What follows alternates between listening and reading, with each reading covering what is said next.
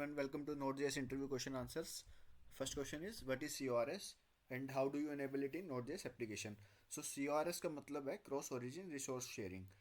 ठीक है, ये एक सिक्योरिटी फीचर है जो ब्राउजर्स इंप्लीमेंट करते हैं. जब हम किसी डोमेन से किसी दूसरे डोमेन के रिसोर्सेज को एक्सेस करते हैं तो ब्राउज़र बाय डिफ़ॉल्ट इस रिक्वेस्ट को ब्लॉक कर देता है. ठीक है, तो अगर आप लेट्स से मैं एग्जांपल से बताता हूँ. हमारे पास है http localhost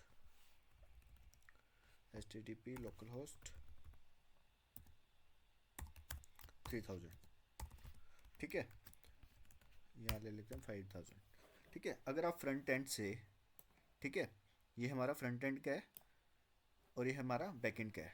okay, front end, ठीक है, ये हो गया हमारा बैक एंड. तो अगर आप लोकल होस्ट 3000 फ्रंट एंड से फ्रंट एंड पे चला रहे हैं और बैक एंड आप चला रहे हैं लोकल होस्ट 5000 पे. ठीक है, तो जब आप फ्रंट एंड बैक एंड को जब रिक्वेस्ट भेजेगा, मतलब 3000 5000 को रिक्वेस्ट भेजेगा, तो ब्राउज़र उस रिक्वेस्ट को ब्लॉक कर सकता है. ठीक है, तो इस इशू को सॉल्व करने के लिए हम यूज़ करते हैं CORS का. तो हम CORS को एनेबल करते हैं. ठीक है, क्योंकि ये होगी हमारी अलग, ठीक है, अलग सर्वर हो गया, ये हो गया हमारा अलग सर्वर. ठीक है, जब फ्रंट एंड बैक एंड को रिक्वेस्ट भेजेगी ना, तो ब्राउज़र तो क्या करेगा, तो रिक्वेस्ट को ब्लॉक कर देगा. ठीक है, तो इस इशू को सोल्व करने के लिए हम यूज़ करते हैं CORS. ओके,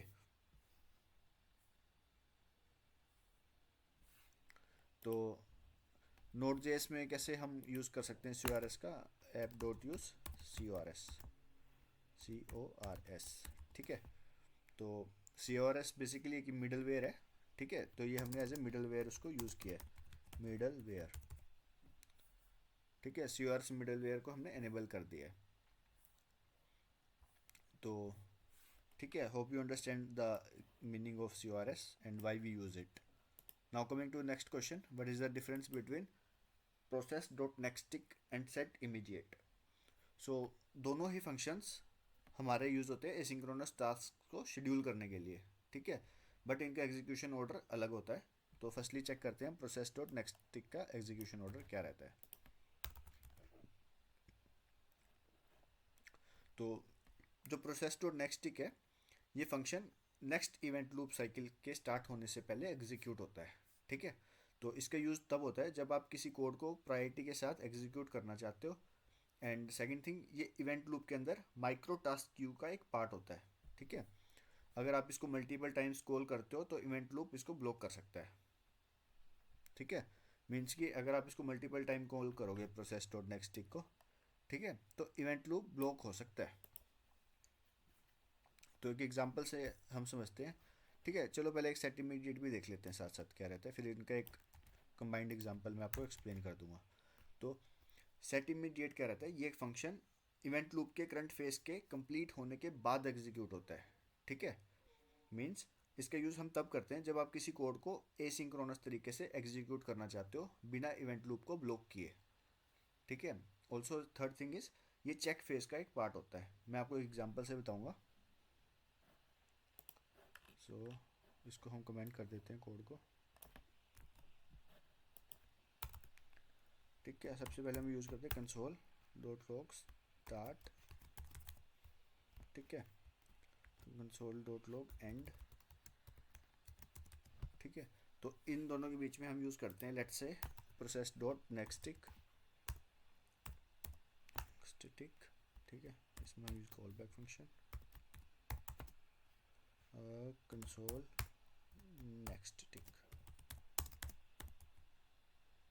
ओके, नाउ अब हम यूज़ करते हैं सेट इमीडिएट.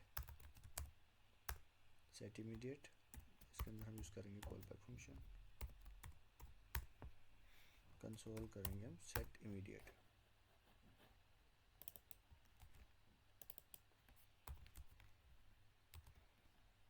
ठीक है, अब इसको रन करते हैं. node index.js. ठीक है, सबसे पहले रन हुआ start then and then next tick then set immediate. ठीक है, तो सबसे पहले हमारा जो सिंक्रोनस टास्क है वो चलेंगे हमारे, क्या है, कंसोल लॉग स्टार्ट प्रिंट हुआ. ठीक है, तो ये जो हमारे हैं ये इवेंट क्यू में चले जाएंगे, प्रोसेस डॉट नेक्स्ट टिक और सेट इमीडिएट। ठीक है, ये हमारा सिंक्रोनस टास्क है, ये हमारा रन हुआ कंसोल डॉट लॉग एंड। ठीक है, एंड प्रिंट हुआ, तो हमारा प्रिंट होगा। उसके बाद process dot next tick function call होगा और उसमें नेक्स्ट टिक प्रिंट हो जाएगा। ठीक है, क्योंकि प्रोसेस डॉट नेक्स्ट टिक का जो कॉल बैक है इवेंट लूप के फर्स्ट इटरेशन में ही एग्जीक्यूट हो जाएगा। ठीक है, तो फर्स्ट इटरेशन में, क्योंकि जैसे ही स्टार्ट प्रिंट हुआ, ठीक है, तो ये कहाँ चले गए थे, इवेंट लूप के फर्स्ट इवेंट लूप के अंदर चले गए थे। ठीक है, तो जैसे ही एंड प्रिंट हुआ तो ये हमारा नेक्स्ट टिक कॉल हुआ। ठीक है, because process dot next tick क्या करेगा, इसका कॉल बैक इवेंट लूप के फर्स्ट इटरेशन में ही एग्जीक्यूट हो जाएगा। ठीक है, और उसके बाद हमारा प्रिंट हुआ सेट इमीडिएट, क्योंकि सेट इमीडिएट का कॉल बैक तब एग्जीक्यूट होता है जब इवेंट लूप अपना current input output face complete कर लेता है। ठीक है, क्योंकि इवेंट लूप ने ये कंप्लीट कर लिया। ठीक है, तो उसके बाद सेट इमीडिएटली ये प्रिंट हो जाएगा। ठीक है, so hope you understand this. Now coming to next question, how do you handle errors in Node JS applications. So error handling हमारे काफ़ी इंपॉर्टेंट होती है, क्योंकि अगर अगर हम एरर्स को प्रॉपरली हैंडल नहीं करते तो हमारी एप्लीकेशन क्रैश हो सकती है। ठीक है, तो हम नोड.जेएस में यूज़ कर सकते हैं ट्राई कैच ब्लॉक एरर्स को हैंडल करने के लिए। ठीक है, तो एक एग्जांपल से मैं बताता हूँ ट्राई कैच का। ठीक है, हम क्या क्या यूज़ कर सकते हैं, ट्राई कैच यूज़ कर सकते हैं, हम एरर हैंडलिंग मिडलवेयर भी यूज़ कर सकते हैं। ठीक है, तो एक एग्जांपल लेते हैं हम ट्राई कैच का। इसको हम कर देते हैं कमेंट कर देते हैं इस कोड को। हम लेते हैं ट्राई ब्लॉक। ठीक है, तो ट्राई के साथ साथ क्या रहता है हमारा कैच ब्लॉक, क्योंकि कुछ भी एरर आया तो ये जाएगा कैच ब्लॉक में। ठीक है,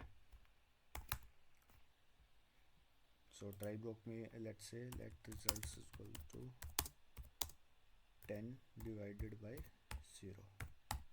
ओके, तो जब भी हम ये 10 डिवाइडेड बाय 0 करेंगे, ठीक है, तो एक कस्टम एरर थ्रो करेगा हमें। ठीक है, तो कस्टम एरर लेट्स से इसको हम थ्रो करके देखते हैं, throw new error custom error message, let's say custom error message. ठीक है, तो ये जाएगा हमारा कैच ब्लॉक में। तो इसमें हम प्रिंट करते हैं कंसोल डॉट एरर, लिखते हैं एरर अकर्ड। ठीक है, तो ये जो एरर है ना हमारा कस्टमर एरर मैसेज, ठीक है, इसने थ्रो किया तो कौन पकड़ेगा इसको, कैच। ठीक है, कैच ब्लॉक में ये हमारा एरर, ये जो मैसेज है यहाँ एरर आ गया, तो अभी हम इसको प्रिंट करेंगे। ठीक है, तो एरर डॉट मैसेज।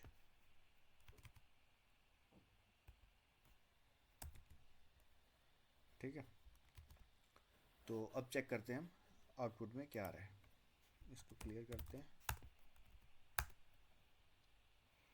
सो आप देख सकते हो error occurred custom error message. ठीक है, तो ये जो हमारा मैसेज था ये यहाँ प्रिंट हो गया एरर डॉट मैसेज में। ठीक है, अगर हम खाली एरर लिखते हैं तो देखते हैं क्या आता है।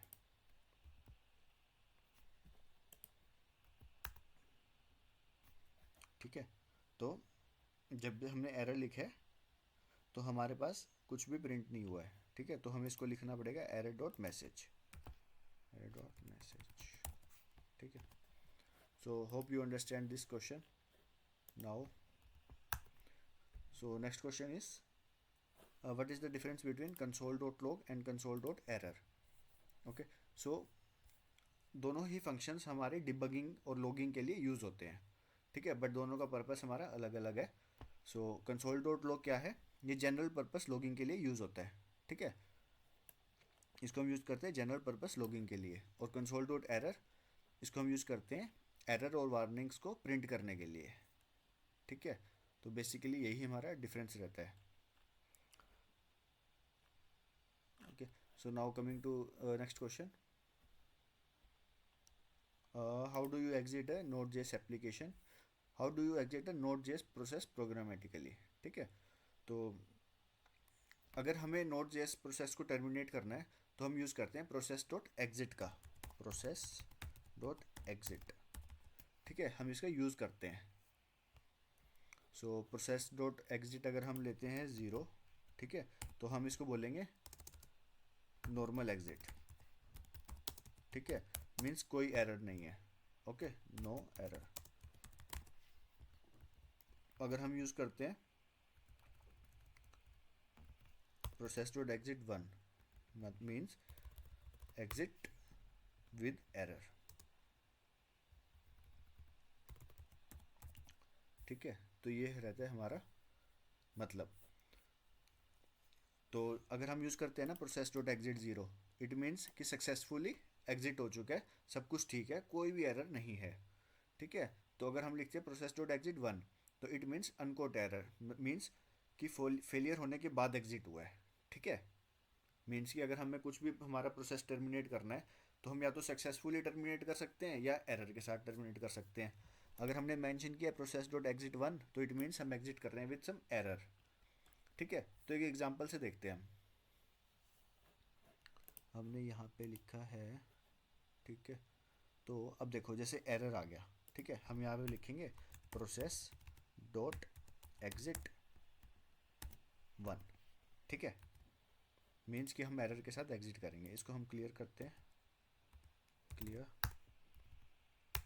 इसको रन करते हैं। आप देख सकते हो ये रेड साइन है, ठीक है, इट मीन्स एरर के साथ एग्जिट हुआ है, ओके, हमारा प्रोसेस टर्मिनेट हो गया है विद सम एरर।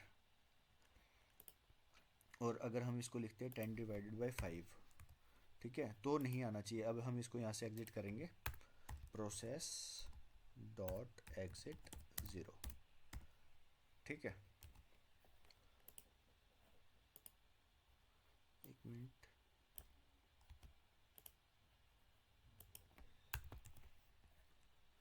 इसको हम कमेंट कर देते हैं, ठीक है। अब चेक करते हैं, ठीक है, तो ये एग्जिट हुआ है, आप देख सकते हो ब्लू सिग्नल है, ब्लू साइन है, तो इट मीन्स ये हमारा एग्जिट हुआ है सक्सेसफुली, ठीक है, विद नो एरर्स।